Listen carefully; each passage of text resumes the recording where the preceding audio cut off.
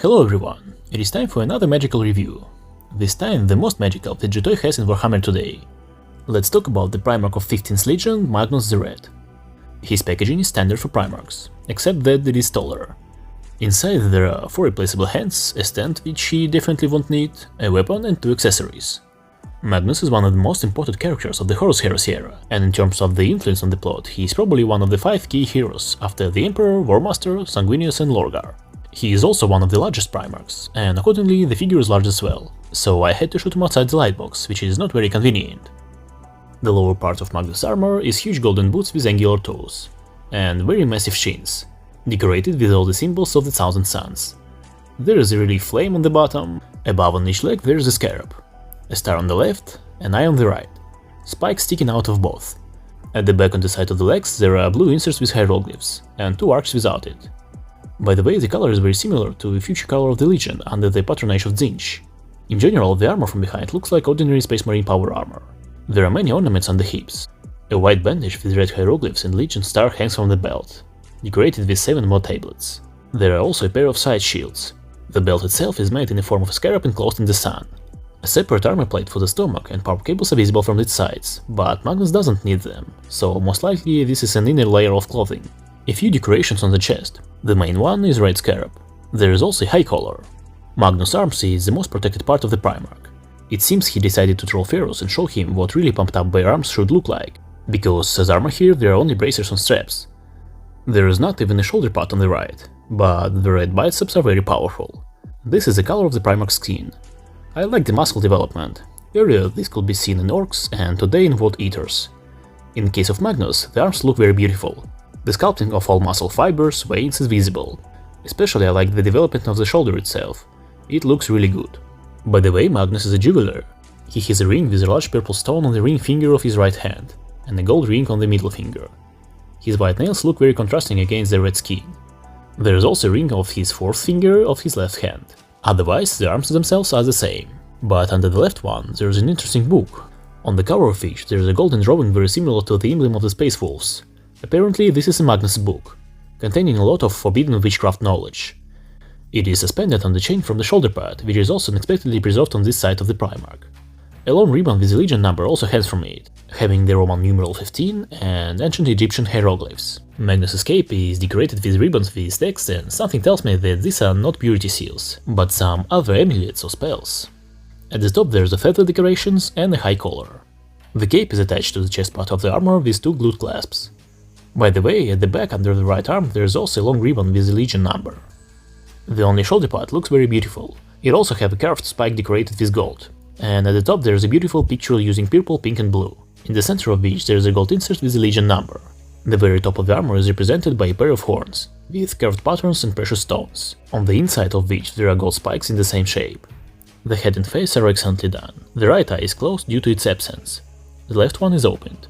The nose and lips are nicely sculpted. The facial expression is very stern, more brutal than most other Primarchs. The head is protected by a golden crown, but probably even more it's protected by incredibly thick and voluminous red hair. He probably has the most impressive hair of all the Primarchs. That's what the unusual genetics and the power of warp do to a simple man. And finally, the most important point is that there is no power backpack under or above the cape, and the armor is cast in such a way that there is a slot for its attachment, only holes are missing. If Sanguinius' lack of backpack was compensated by the physiological bonuses of the Primarch, then in the case of Magnus, it turns out that the armor is the material manifestation of his psychic powers. It is not even powered by any battery, he doesn't need it at all, but for some reason the thought creeps in that Magnus is also just monstrously physically strong, and such a machine does not need a backpack to power his armor. A rare case when the interchangeable hands of the figure are very interesting, perhaps not as interesting as the new Calgar figure, but the Crimson King has 2 open palms for creating magic. As in the case of pre-installed fists, it's very cool that he has rings. I cannot remember another figure with such decorations. Also in the set there is a pair of gripping hands for weapons. I prefer to immediately replace the left one with a grip, the right one with a cast, and in the process I was very surprised with the size of the ball joint under the hand. I haven't seen such large joints in any Joytoy figure. They are almost like the size of Bionicle. By the way, the braces are easy to remove. Magnus' blade is called the Blade of Ananurta, if I pronounce it correctly. It is a psycho-powered blade, which looks more like a staff.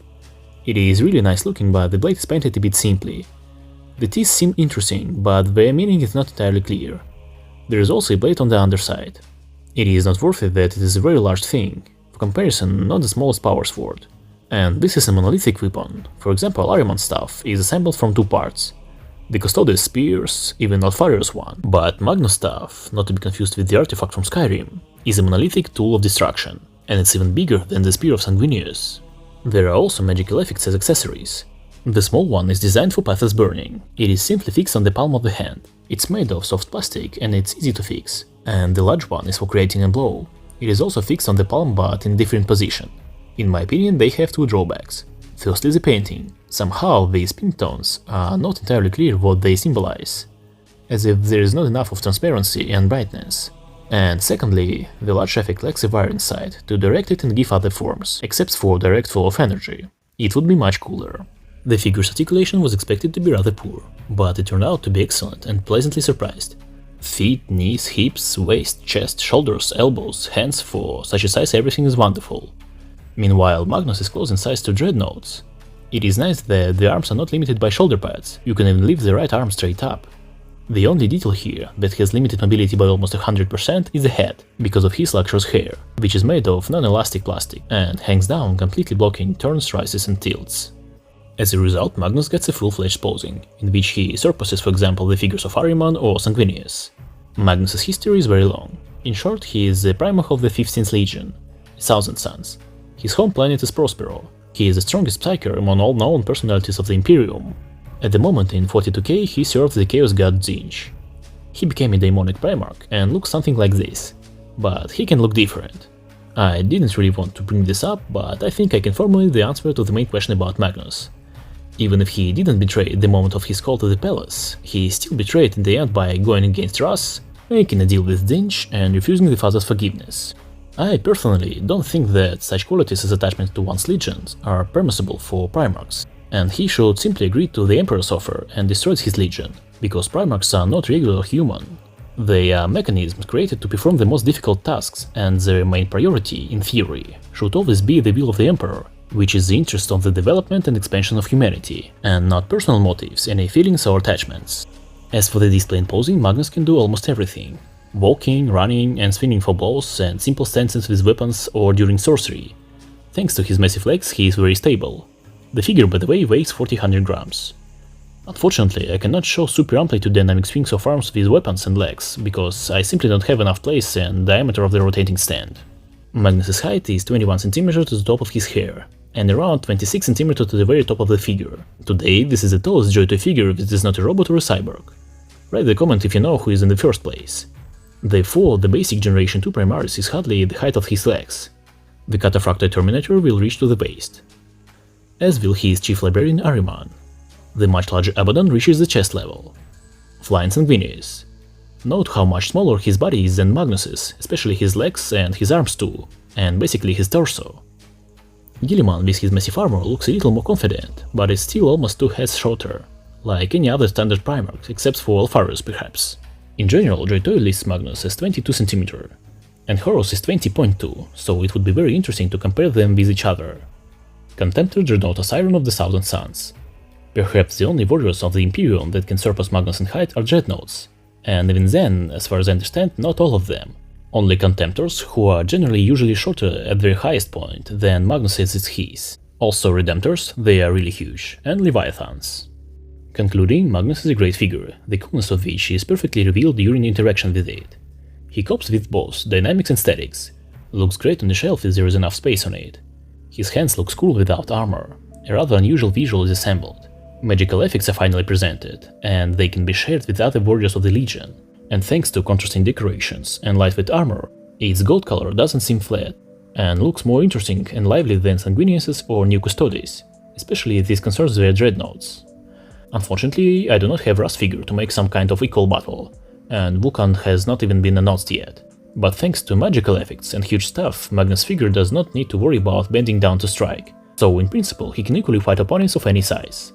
This is where the review comes to an end. I will be very glad to your likes, subscriptions and comments.